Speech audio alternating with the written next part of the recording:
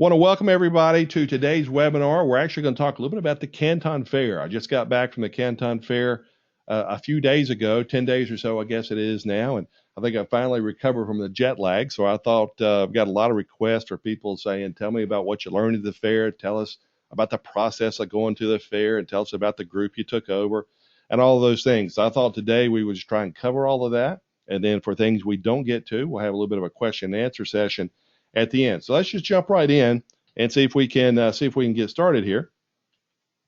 All right, here's what we're going to talk about today. We're going to go over an overview. We're going to talk about who should and should not go to the fair, how to get the most time while you're there. We're going to talk about the most important reason or the prime reason why you go, of course, which is finding products. We're going to talk about some of the unique ways to deal with some of the suppliers there, and then there are suppliers other than the fair than the immediate area. We actually did a day off of that. We'll talk about that in a bit. We'll talk a bit about doing some of your travel arrangements to get back and forth. And at the end, I'll tell you a little bit an easier way to go to the fair, a little more productive way. And then, as I mentioned a moment ago, we'll talk about question and answers. So, all right. For those of you who don't know me, and most of you do at this point, who have come from one of my community groups or whatnot, but my name is Mark Adams, and I am a private label merchant and have been for, more than 2.5 decades ago at this point. I've actually started up and built 6 different businesses. The first one I really had was a chain of clothing stores, and that's really where I cut my teeth on private labeling. And basically what we would do is have things designed for the store and sell them under our name. And then we actually did some of our own manufacturing and started doing it for other people as well. Done an awful lot of that private labeling products and different things over the years. And actually another business we had a private label winery, and that was kind of fun in a sense that we did wine under our own label, but we also did things for other people's labels and sold that. So when it comes to private labeling, I've seen and been on all sides of private labeling. So with that said, I live here in Charlotte, North Carolina, and write on how to help people with Amazon, do a little bit of coaching, and obviously, I'm an Amazon seller as well. We do a lot of our own events. We take people to China for buying trips, courses, a little bit of everything, just all things Amazon involved. So that's kind of what I do day in and day out full time. If you want, I do have lots of different Amazon resources, and you can see those here where my website is markscottadams.com, where I'll try and write about topics that are going on at that moment, do a lot of YouTube videos, different things. We actually have an Amazon group coaching program that you can see there. Got some free Facebook groups. Just go to the webpage and you'll see all that. Podcast on iTunes, a little bit of everything, because in the experience that I have in this is pretty vast and pretty extensive. So I try and go out of my way to share that with you, because I also want you to be successful and get going on Amazon. So take a look at those if you want on that. Now let's go in again without a whole lot of fanfare. Let's just jump into the fair. And let's talk a little bit about what the Canton Fair is, and so you have a little bit better understanding of whether you ultimately should go to the fair or not. The Canton Fair is the world's largest wholesale marketplace. It's just huge. It's held twice a year. The Chinese word is Guangzhou, and I'm sure somebody Chinese will laugh at me, my pronunciation, but that's the best I can do in English. Canton is the English word for that, and you'll even hear the word Cantonese, where the language there is Mandarin, but they're kind of in an area where they speak Cantonese. It's much like, as we had Lee here, is from Cajun country, where English won't be the language there, but you might hear some people speaking Cajun down there. So it's the same type of scenario. It's actually right outside of Hong Kong. But if you look at the fair itself, I have been going to trade fairs for, over all that 25 years of different things. And of course, had to do that and buy most of my items before you had the internet. And this is really no different. You're going in and you're looking at a phase. There's 3 different phases, each with about 20,000 different vendors. So that puts you somewhere, if you go to all 3 phases, somewhere about 60,000 vendors. And just to put things in perspective, it was funny talking to some of the people who went in, and they would come back after the first day. We'd meet and have drinks we're after, and they would say how big the fair was and what a small percentage they got to, and some people even booked and changed their flight so they could end up staying longer so they could get to it all. You're probably going to walk, I was guessing about 5 or 6 miles each day, but one person had one of the Fitbit type of things on them, and he said they walked about 10 miles throughout the course of the fair. So it is extensive, and what you just can't prepare for. It's just how huge the fair is. If you just think about 20,000 vendors, there's one floor there that I've told the story before, but it's just clocks. There's nothing but clocks there. And if you measure the amount of aisles and multiply the amount of people, I figure there's about 500 vendors with this, nobody just selling this clocks. And it's just, there's toys, there's gardening supplies, there's household items, there's all kinds of different things. But each phase is really separated for a certain particular type of thing, to where the first phase is really electronics and maybe tools and different things like that, more mechanical in nature. The second phase is really household items and gifts, toys, that type of thing. Really, that's probably the main phase that, I don't know, 95% of Amazon sellers would find their items. And then phase 3 is more like textiles and shoes and medical things like that. If you're in one of the sub niches, phase 1 or phase 3 may work. But it's just still, you can always go to the website, which is cantonfair.org.cn, and they'll list all the different things, all the different lines, whatever that might be.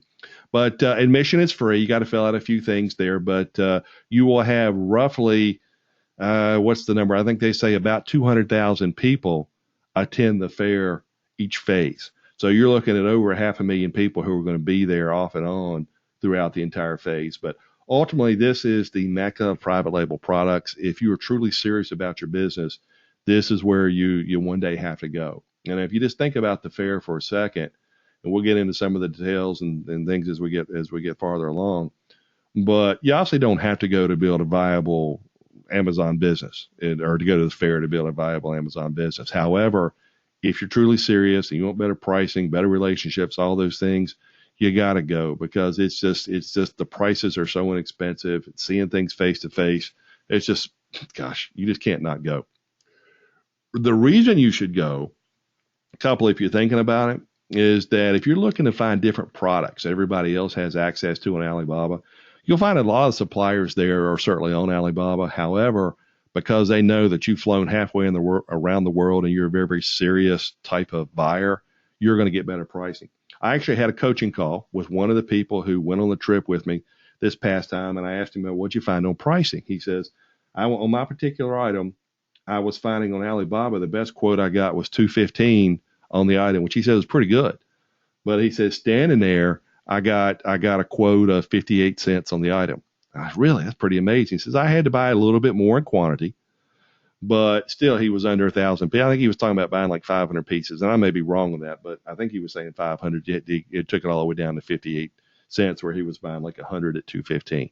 So that, just him buying that product alone, not only paid for his trip, but as he launches that product, the difference in money he will make over time will just be vast. The other reason you want to go to is that a lot of these manufacturers, they're big enough to make what you want to make, but small enough to be able to accommodate you. So one of the things where I think Amazon is going is that it's not only finding the same private label supplier and just having something made in a different color or a different package. I think you have to be a little bit more creative now, and I think you want to consider having some custom products made. So it's funny, I would go in and ask us, can you make this in a variation? Can you make this in a custom way? Can I do this? Oh, sure, we can do that for you. And then just time and time again, they didn't care. They just want to make product. So realize that's a very viable option that when you're standing there, it's going to be possible. The other thing I think is tremendously important is to be able to establish face-to-face relationships with you. And I think when you're dealing with them, they want to deal with people. We're all people. We all get stuck behind computer screens way too often, and we all end up being just an email. But when they know, again, that you've flown around the world to see them, they're going to treat you better because they know that you're serious. We just talked about pricing a second ago, but also, too, the other thing is I've talked to a lot of people, and they struggle with, what can I do as a brand? What should be my products? Well, I think when you go there, one of the issues is not necessarily finding products and brands. As counterintuitive as this sounds, the issue is really filtering out what you can see for brands. Because when you have 20,000 vendors, and I'm sure, I don't know how many average products each vendor have, but you're looking literally several million different items from which to choose. You're going to see things there that you've never seen before, things that you haven't seen in 20 years, and pops in your mind and says, gosh, that might make a good Amazon item. But ultimately, by doing this, you're going to be able to find things that would take you hours and hours and hours and then hours to go through and do it, and being able to look for on Alibaba. The other thing in this too is that you're able to pick up and touch the samples. You're able to feel the quality of the samples and see what they are, as opposed to having them shipped to you in the time frame and the expense of doing that. So not a bad thing to do there. Ultimately, what this does is it's going to separate your business from the people who won't go and won't pursue their business. Very, very, very worthwhile to go. And I guess I can't say enough to be able to go. But also too, the other thing in this is that when you're standing there, it's kind of one of those Toto, we're not in Kansas moments anymore. You're sitting around and you're realizing that you're halfway around the world in China. And I don't know about any of you, but growing up in the little town where I grew up, China, this is a place where I never thought I would ever end up going.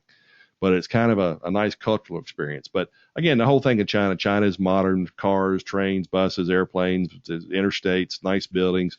I mean, it's not the cultural image that many people have of way back. It's as modern a country as anybody ought to go. But realize too, if you are going, most of the vendors there, they have to pay to, of course, be at the show. However, they're not looking to sell 50 pieces. They're not looking to sell 20 pieces. They're looking really to sell maybe 500 pieces as a minimum. And again, you could probably find some who will sell low quantities. But realize if you're bare bones budget kind of thing, this is probably not the trip for you. But if you got a little bit of a budget and you want to treat this as a real business, then this is something I think you definitely have to consider going forward. I've been twice now. I'm going to go back again in April. And I can't imagine running this business without doing it now that I've been. This is a little bit of what it looks like. If you look here, here's some of the 20 different buildings, and each I'm going to have some temporary buildings set up back here, like a river going along here, and then you got the city back here. But each of these buildings, like I said, there's like 20 different buildings with about four different floors each. And I know this doesn't do it justice, but this is just huge, a nice little layout of what it is. Whatever the biggest trade show you've been to, multiply it times 5. When you go, you can go to one or you can go to all the different phases. I think the ideal way is to have a plan of what you're trying to do. I had somebody who went on this trip. He had gone several years ago. He says, I just got overwhelmed before, and because it's so big and so much show. And I said, well, let's see if we can come up with a plan and determine what kind of products you're looking for, know where those are, and then be able to find those. Look at what you came for, and then deal with those particular vendors. After you get all that done, and then just kind of walk through almost as your impulse shopping, your window shopping, because there's so many things there that you'll just see and will pop out for you as a potential brand if you just go through. And I made the joke repeatedly along the way here when I talk about the fair is that if you can't find a 6-figure job or a 6-figure brand there at the Canton Fair, you need to stay in your job or get a job, because there's no problem with finding products. Again, it's filtering them out. When you're dealing with the suppliers, they will speak English. It will not be perfect English, of course, but enough to where you'll be able to communicate. And it's funny to me, they all speak perfect or enough English where I'm communicating well, but they don't think they speak English well. So if you just tell them and make them comfortable and be polite with them, you'll find that they're very, very willing to work with you. They have to make a profit too. They expect you to negotiate on price and quantity. It's really a big part of their culture. It's in the Western world, really nowadays, the only time we're really dealing sometimes with negotiation is when we're either buying a car or a house, which is not very often. But in this, even when we're there, I think we did a whole session on how to negotiate. We're not going to go into that here, but it is a thing to where you just want to try and be polite and have everybody be win-win, because you're trying to build a relationship here with these vendors, and you can see if they're going to go from $2.15 online at Alibaba down to 58 cents, there's some money to be made with negotiation. And whether you're willing to give in bigger quantities or do all different types of things, you can have a distinct financial advantage, for lack of a better word, if you go through and you know how to deal with these suppliers. But it's all there for the taking. Travel arrangements. I know that's something that a lot of people have some concerns about. Getting to China, you will need a passport and not a Visa card. I actually had somebody one day ask me, well, I've got a MasterCard. Will that work? Well, that's not the kind of visa that really I'm talking about here. This is an entry visa. And if you're in the U.S. and you're going to the U.K. or vice versa, Australia, one of the English-speaking countries, you typically, your visa is that little 3 or 4 line form you fill on the airplane as you're going through customs. Here, you do have to have a visa to be able to enter the country. And China kind of sticks it to us a little bit here. I think in the United States, the visa which is good for 10 years, is I think $140. So I paid for it the first time I went, and then it was still good this time. I didn't have to pay for it again. But that is something, and there are a lot more other things with some of your passports and what. But those are all doable, very, very solvable things if you start out in enough time to get your visa going in. And you do have to have that before you're ready. And I think at least here in the U.S., there are 3 consulates where you can get a visa, an entry visa. If you're living on the West Coast, it's in Los Angeles. The Midwest, it's Chicago. And on the East Coast, it's Washington, D.C.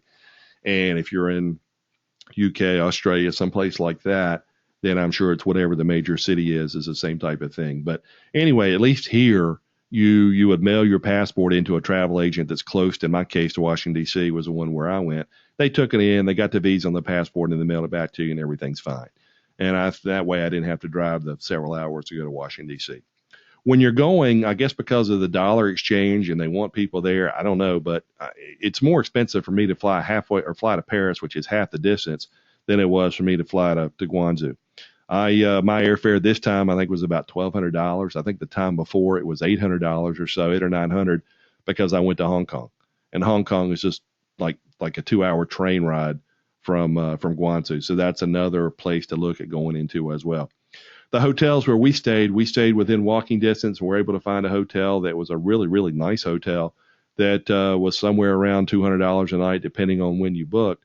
But the hotels around us were all about $1,000 a night. So we kind of found a little niche hotel, perfect location, walking distance, pretty easy to go. And you'll find if you end up staying with some of the other hotels in town, and keep in mind, if you got 200,000 people coming in, all these hotels are full. But they'll sometimes have shuttle buses back and forth if you stay at one of the other hotels, or you can take a taxi as well.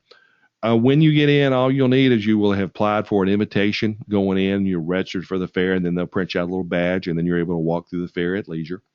Realize as you do go in, you've got no Google, no Gmail, YouTube, or Facebook while you are in China. However, there's something called VPN software that I think I paid $12 to get while I was there, that allowed me to access all of that information. So realize that things are not exactly as they are if you were just going to another Western speaking world. The other thing in this too is that if you do consider doing this, you can consider going into Hong Kong. As I mentioned earlier, it's a little bit cheaper. You can then actually combine that a little bit of a vacation. That's what I did the first time. I think this next time when I go in April, I'm either going to go in and try and go to Beijing and spend a little bit of time there as a tourist. I might even go to Tokyo for a bit and spend some time there before I fly directly to Guangzhou. And who knows, I might even stop in Hawaii a little bit on the way back. But you can combine a little bit of business and pleasure here if you choose. But that's just some of the overviews of travel arrangements, in that it is, like all things, it's a modern city, has all the modern conveniences. If you traveled anywhere else before, you'll be fine. However, it's a slightly different, a little bit more that you have to do. The biggest thing I find in people going to China is they have some anxiety or some apprehension. And again, very modern city. It's not a tourist city by any means, but Guangzhou is a big manufacturing area. And really, if you think of the port of Hong Kong, which is towards the water from Guangzhou, all this area developed simply so they could ship their goods downriver. So probably the Western equivalent, at least here in the United States, might be that Beijing is like Washington, D.C. Shanghai is their biggest city, which is like New York. And then to me, Guangzhou is a lot like Detroit in a sense that it's a manufacturing city. So all your logistics and things, you're not going to a tourist city where you're going to have all kinds of different smooth things. However, the town of Guangzhou is like 14 million people. So realize that, they got airplanes and everything going in and out. And although they're not as smooth as they are in the Western world, they're still very, very doable. They don't take credit cards as much as we do here in the West. So make sure you carry cash. The other thing people seem to be concerned about is the size. We talked a little bit about the quantity of the fair a minute ago, but if you go with a group or do some of the things we have, or at least know exactly what you're doing, I think you'll be able to eliminate some of that fear of the unknown, if you will. A lot of people have concerns about going, whether it's safety concerns. And again, Guangzhou being a really, really big city, like all cities, it has good and bad areas. But the area where the fair is and where we spent time, we actually spent time in a place called the Canton Club, which was a country club there in Canton. So we were in really, really nice areas. And whether you're traveling by yourself or a lady traveling by yourself, I don't think there's any obstacles to be concerned with. Just to show you now the decency of the people there, we had 2 incidents that I think kind of defined Chinese people to me. We had one lady who was in a taxi somewhere, and she left her iPhone. Well, of course, if that happens here, you're thinking, oh, I'll never see it again. So we texted to the phone and said, if found, please text back this number. Sure enough, somebody turned it into the police department, and they texted, and she went and got her phone. How about that? The other thing is we were at the Canton Club, and we had done a seminar coaching type of day, and we were walking out, and one of the people in there had left a backpack. So one of the people from the Canton Club came running out and handed me the bag. And come to find out, the person who had left it in there, the passport's in there and everything. So imagine that happening where you are. You'd like to believe it would happen, but I'm not sure that it would. But all in all, there are some trepidations. If you don't have some reservations and concerns about going, you're probably not normal. But the group we put together, we tried to at least cover and solve most of those and make a lot of that anxiety go away. So you can certainly go by yourself. You can go with a group like ours. You can do it in a variety of ways. So if you're thinking about the Canton Fair, I don't know anybody who wouldn't want to go at this point if you're a serious Amazon seller. But the reality of it is you've got to make a commitment to go. As I've been posting a little bit about this, and as I came back a couple of weeks ago, a lot of people hope I can go one day. Well, nothing happens when you say I want to go one day. If I'm you, I make the commitment to go, because that will be the seminal moment in your business. That will be where your business goes from dream and wish to implementation and success. And I just look at this, and there are lots of forks in the road in life here, and you can go a lot of different ways. I don't know if you're listening to this webinar because you're bored. I don't know if you're just vaguely interested. I don't know. Maybe you're tired of working and doing the job you're doing, and you need to make a change. But if anything I could do here, I would implore you to go if you were a serious Amazon seller. And if it's not within the cards for you to go, then realize you're just leaving a lot of money in business on the table. So if that said, what I would very much like to do is invite you to join me at the next private label Canton, which we're going to do in April. The fair is 2 times a year. It's in April. It's in October. And by doing this, like I said, we had a group of about 35, I think it was like 35 people who joined me on this last trip. And we had people from all over the world. I think we had 10 or 11 different countries. We had people who were just kind of starting. We had people who had well over 100 products. So we had a tremendous group of people who have turned it into a good trip. And I had so much fun. I think we're going to try and go again. I wasn't sure until we went. I want to make sure everybody had a good time and make sure everybody was it was worthwhile for them. And I've got all kinds of really, really good feedback from that. So I think we're going to go again. So I simply invite you to join me. What we're going to do is, I guess the value of going is really, to me, as I sit around, I ask people what they got out of the trip. The biggest thing was sitting in a room with other Amazon sellers, myself included, to where we could all literally talk shop for several days and say, hey, I'm having an issue with this. What would you do? And not only that, but you're able to make new friendships and beneficial relationships. Everybody insisted that we share emails and everything else after the fact so people could stay in contact with each other. There were a lot of friendships made, I think, and longer term type of things.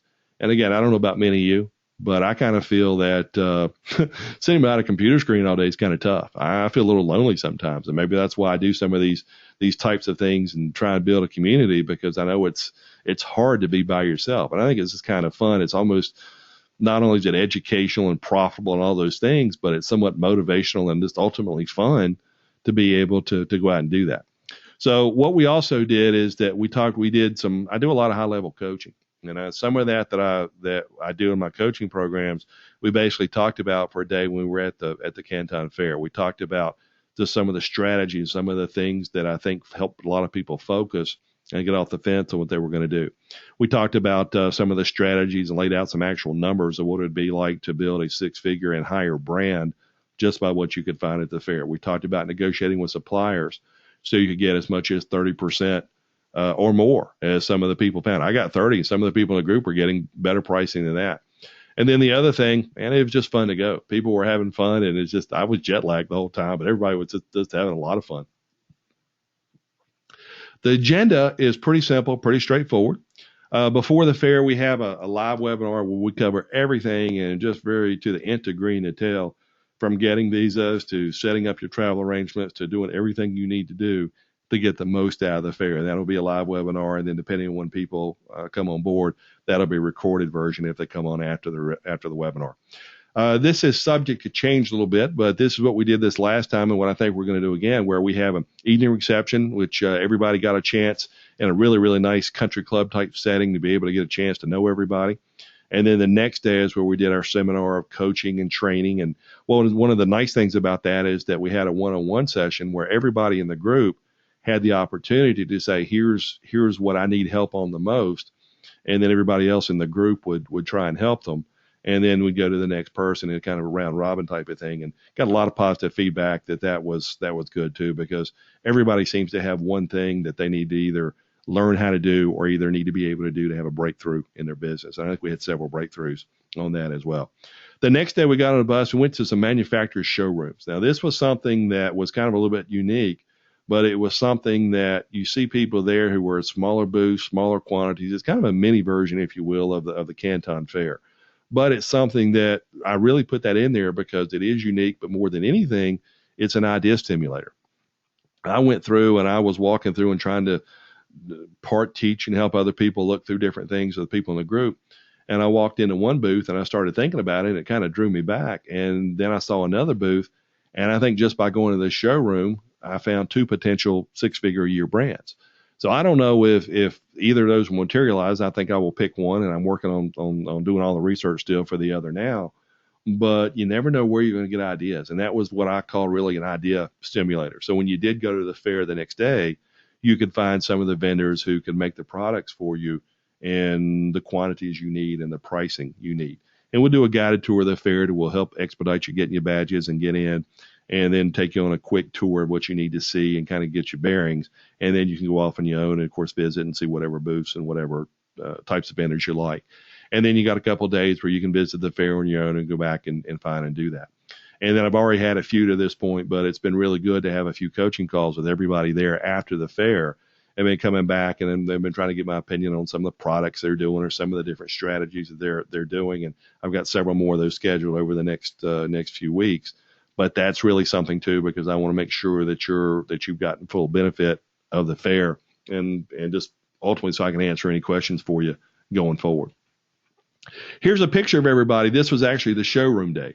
So again, there's all 35 people, I think, kind of smiling and having a good time. So we had a little bit of fun as well. And again, I can't express enough how the community aspect of it was, just to see people there getting along. And when you put that many people in a room who are all on the same path, same thing, everybody seems to instantly gravitate towards each other. And just to see people start to form friendships was very, very rewarding for me, and knowing that I was the catalyst for that. This, if you've seen this in our Facebook groups or what, this is Fuzzy the waiter.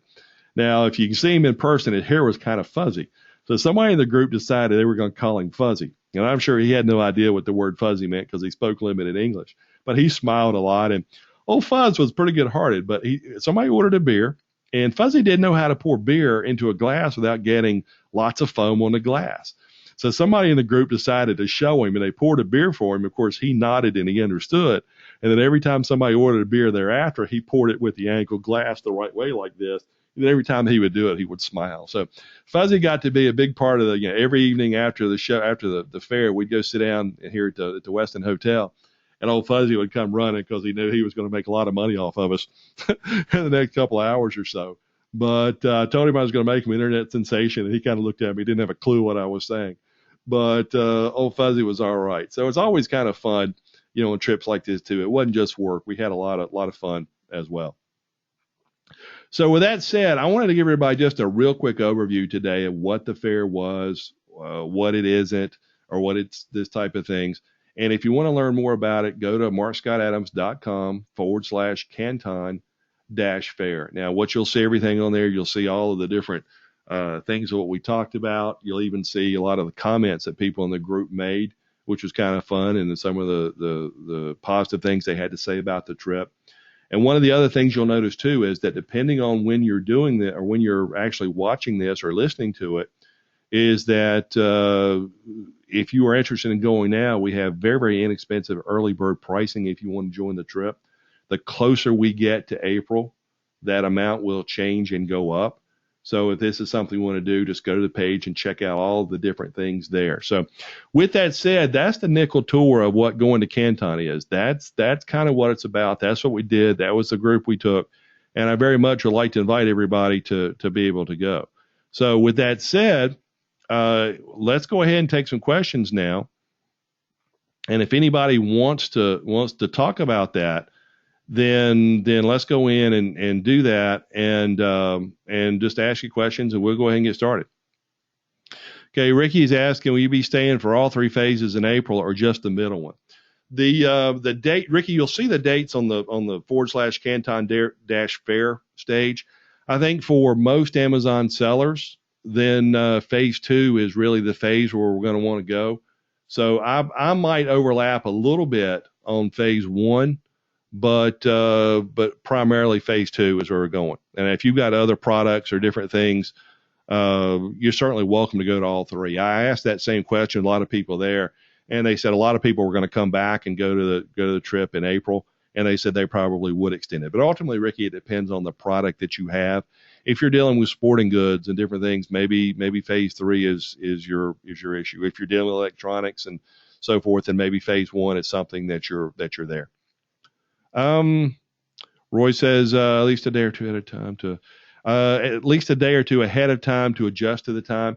And I think that's a good idea, Roy. I got there in the middle of the night, a day ahead of time on that. But I'm just going to tell you, jet lag is tough.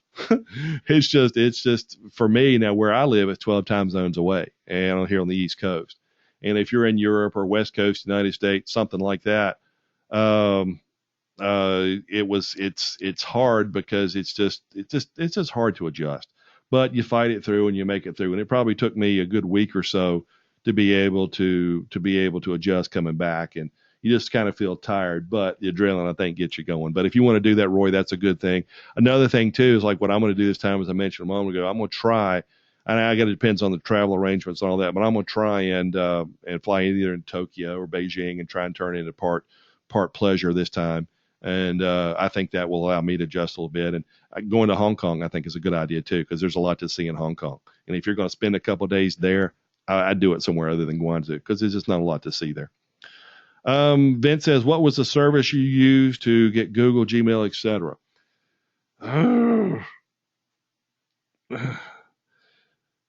I think it was called, I'm drawing a blank.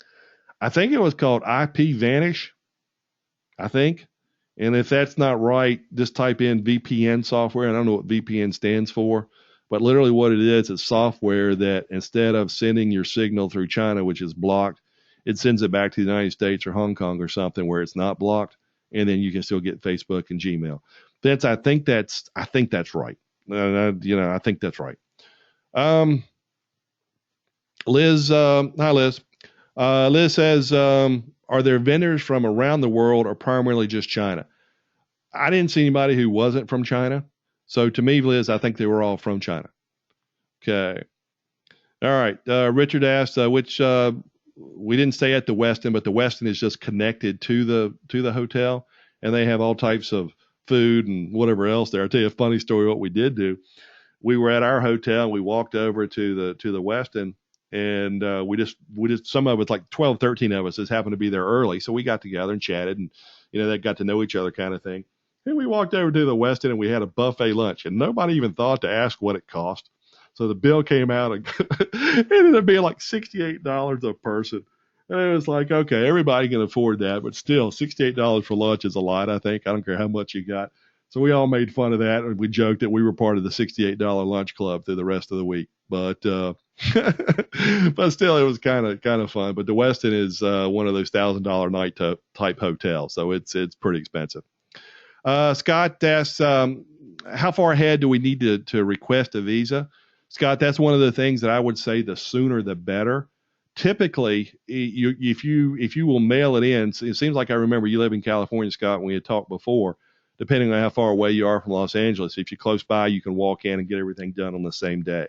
If you have to mail it in somewhere, I'm thinking that it's probably going to take you at least a week to mail it. The travel agent will walk it over 3 or 4 days and then a week back. But like all things in this, I would encourage you to do that as soon as possible, because that's something that is imperative that you have. And again, not a hard thing to do. It just takes a little bit of time and effort to do.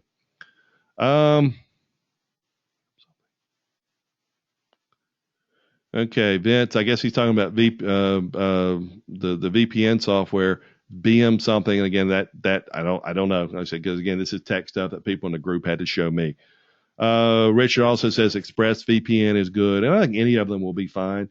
I was seeing like $10, $12 of whatever. So I mean, just for that inexpensive amount, gosh, that's an easy thing. And Daniel's typing in and says there's a lot of them available. He uses one called BoxPN. So again, you could probably do a Google search if you're looking for VPN type of places, and any of them I'm sure would be fine. Roy types in and says flights now are as low as $850 round trip in and out of Hong Kong. And yeah, that's what I was finding. I paid about $800 when I went last April. And again, I think somewhere around $1,200 to fly directly into Guangzhou. If you want to fly into Hong Kong, you can either take I guess you could take a slow boat to China. Yeah, they got a river that takes you all the way into Guangzhou, or they actually have a train, which is what I did. And I want to think it was like $30.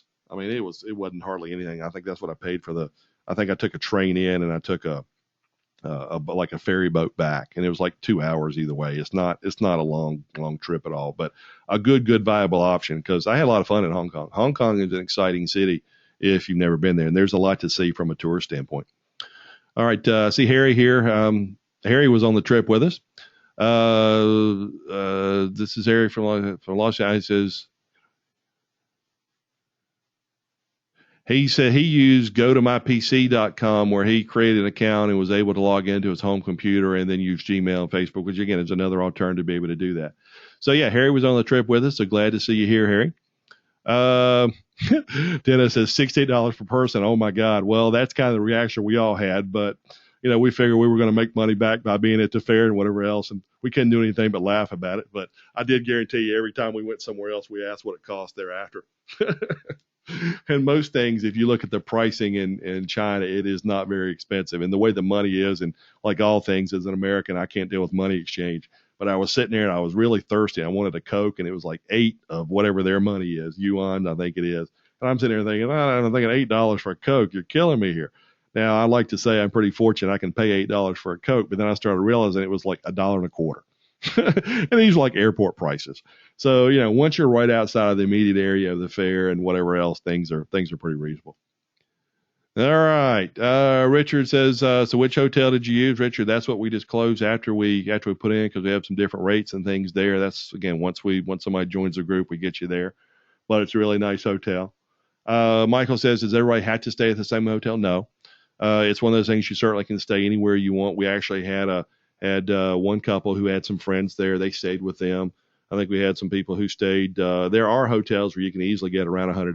You're going to have to take a taxi back and forth and all of that. And it just depends on what you want. And just here's something I found from just traveling. I mean, you've come a long way.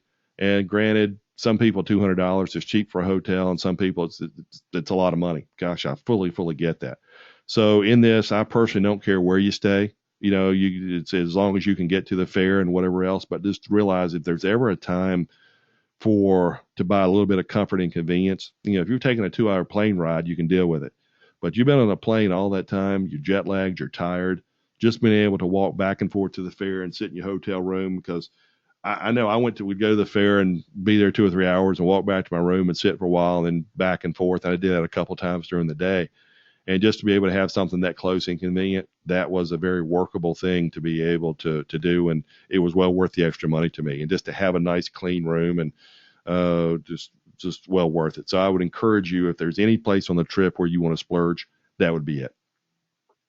Carlos is asking, says you carried cash as in dollars or the exchange?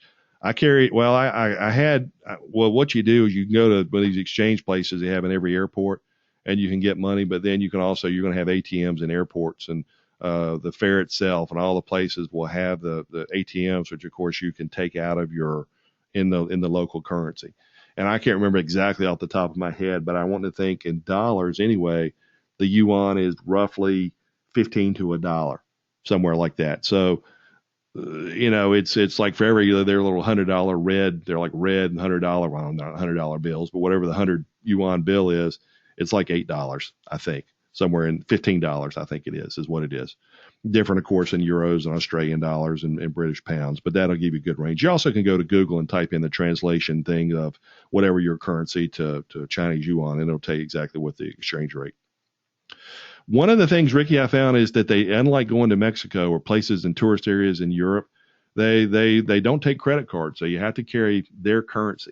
And it's funny, they have English on all the signs, but they won't take dollars. And again, that's they're a long way from the United States. So most of the things too in the trip we had paid for, so it's not that you had to carry a lot of cash, but your taxi drivers, you'll have to pay them in cash. It's not so much the currency exchanges that where nowadays we just in the Western world will take out a credit card. They just don't take credit cards like what we do because they don't want to pay the fees. They want you to all pay in cash. Vince is asking, what kind of credentials do you need to get into the fair or invitation? Vince, what you'll do is you'll go to their website, again, which is the cantonfair.org.cn, and you literally will apply for an invitation. It's just a simple form that you fill out, and then you will need a photograph of yourself and you can use your passport photo, which is what I did, and then they'll take and put that and make your badge. The other thing you'll need is you'll need a business card, which, again, in the internet world, that's somewhat antiquated, but over there, that's something that they still use. But, for $10 somewhere, go to your local office supply store and get some business cards. You'll need those three things, and then that will get you going to be able to get into the fair itself. We've got a question here. So how long does each phase last? Each phase is like 5 or 6 days. If you go back to the Canton Fair or cantonfair.org site, they will give you specific dates of each phase.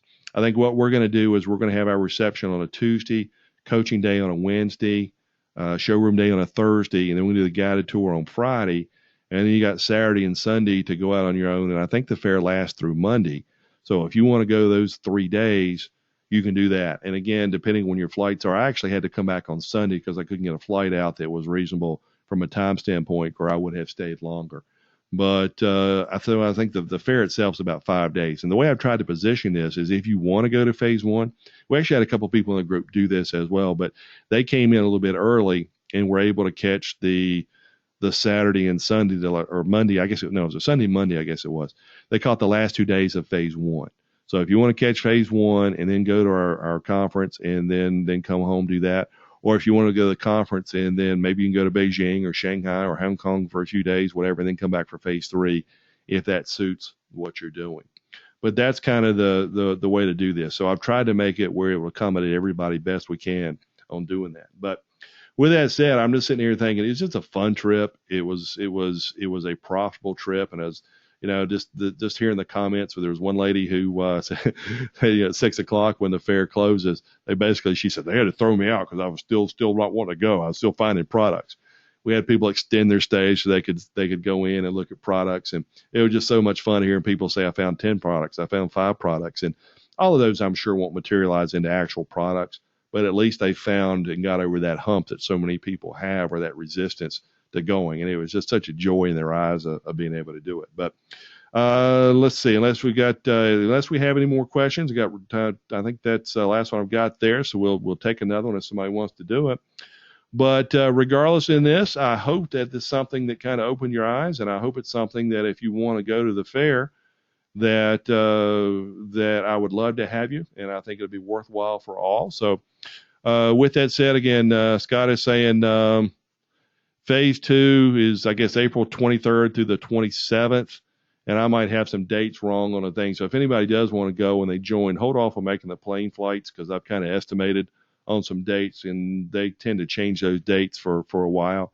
So when I put the dates on there, that was the last I saw. So I think April 23rd through 27th might be, I don't know, Scott, is that the dates of the next one back in April? I guess you've got April. I guess that is April.